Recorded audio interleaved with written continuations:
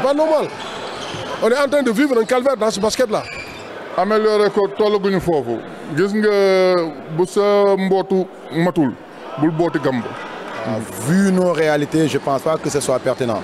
Parce que déjà, enchaîner 3 matchs, tu joues un match, tu n'as pas le temps de rectifier le lendemain pour préparer à nouveau l'équipe que tu vas aller affronter le lendemain.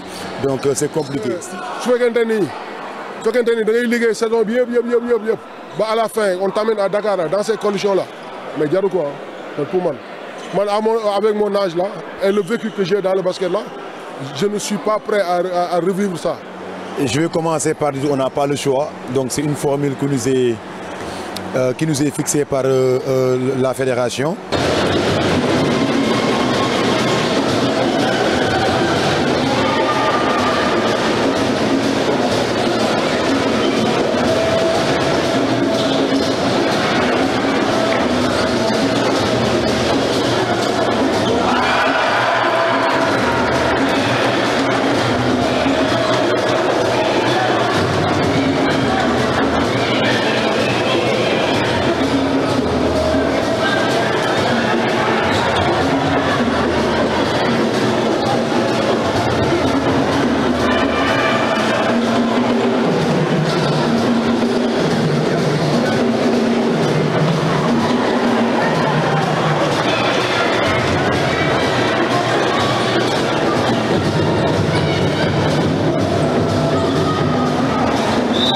Et je vais commencer par dire on n'a pas le choix. Donc c'est une formule qui nous est fixée par la fédération.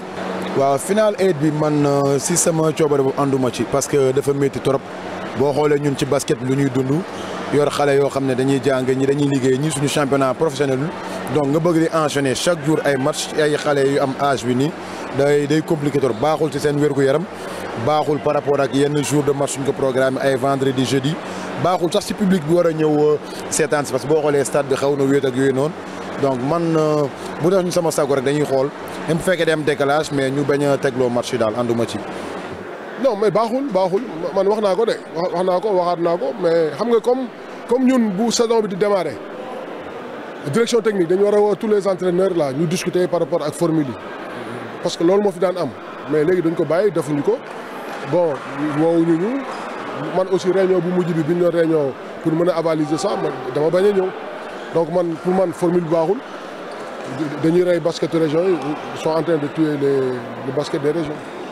su fekkente ni da ngay liggéey saison bi yëpp ba à la fin on t'amène à Dakar dans ces conditions là mais jaru quoi pour man avec mon âge là et le vécu que j'ai dans le basket là je ne suis pas prêt à revivre ça. maa ngi doon seetaan léegi final four Euroleague bi yooyu ay événement la yoo xam ne dafay susciter beaucoup d'engouement donc da nga koy jaay day am ay droit télé sponsor donc ñu mënuñu jékki-jékki gis ñee di final four rek ñu ñëw ne dañuy final four alors que amuñu capacité pour déjà transporter les supporters des équipes des régions qui sont très ñoom affaire bi da leen baaxul si ñoom quoi parce que mënoon nekk ak say supporters jékki-jékki ñëw benn compétition boo xam ne doo gis supporter parce que jël ay supporters Ziguinchor Louga Thiès wala Saint-Louis ba Dakar dafa yombul te fédération aussi gëw ma ni na def benn effort pour jàppale leen si loolu pour man formule bu baaxul dañ ko war a xoolaat. améliorer ko tollaguñu foofu gis nga bu sa mbootu matul bul booti gamb. Il faut reconnaître que c'est un peu compliqué vu qu'il y a des matchs qui sont programmés des jours ouvrables.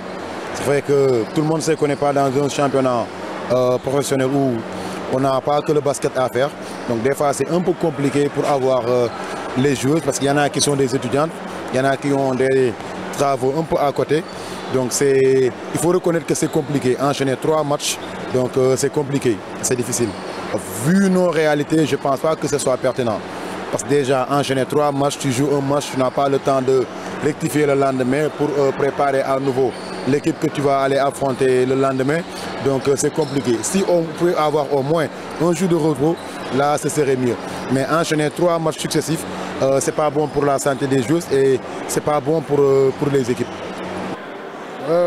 Par rapport au match aller, on jouait à 20h, à 21h. On était dans le terrain jusqu'à 0h.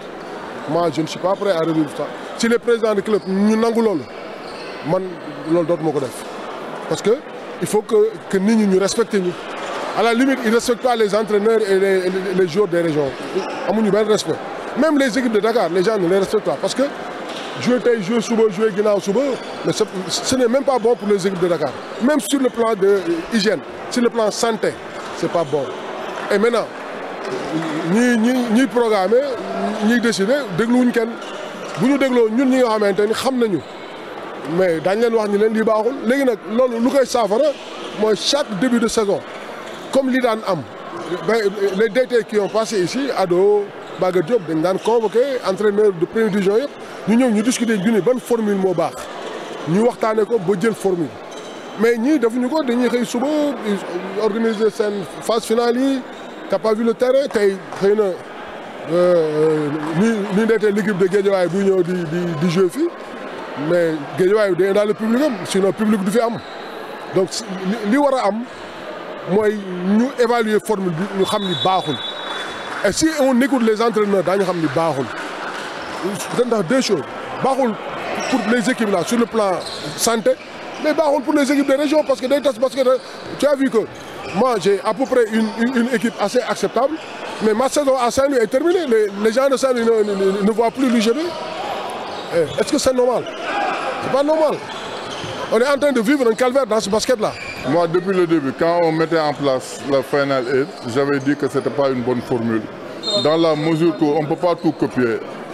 Souvent, les Final et Final Four, c'est des formes de compétition que les grandes ligues comme le Euroleague et autres font. Donc, c'est des ligues très fortes qui peuvent avoir gagné des droits télé, des droits de sponsors. Mais vous voyez, un Final Four, Final 8, il n'y a pratiquement pas de public. La moitié, le quart du stade n'est pas plein, donc je pense que c'est un peu désolant. Je pense qu'on doit retourner à l'ancienne formule. Parce que, bon, je le dis sans démagogie aucune, parce que par exemple, les équipes des régions qui ont leur base affective, qui jouent sans leur base affective, parce que c'est un peu difficile de transporter des équipes des régions, les supporters des régions vers Dakar.